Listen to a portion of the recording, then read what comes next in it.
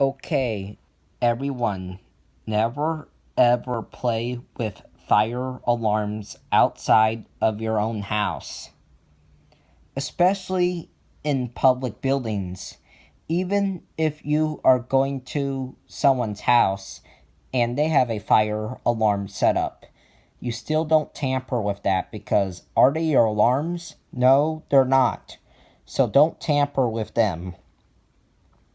Only play with your own fire alarms at home, never at someone's house, and especially never in public buildings.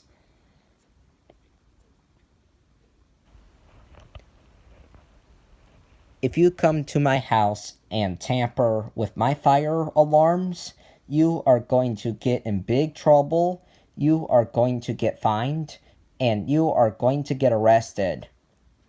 So that's why you don't tamper with fire alarms at my house. Because it's my alarm, it's not your alarm, so don't tamper with it.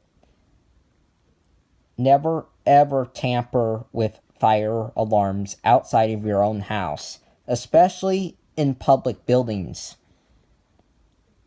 Bye.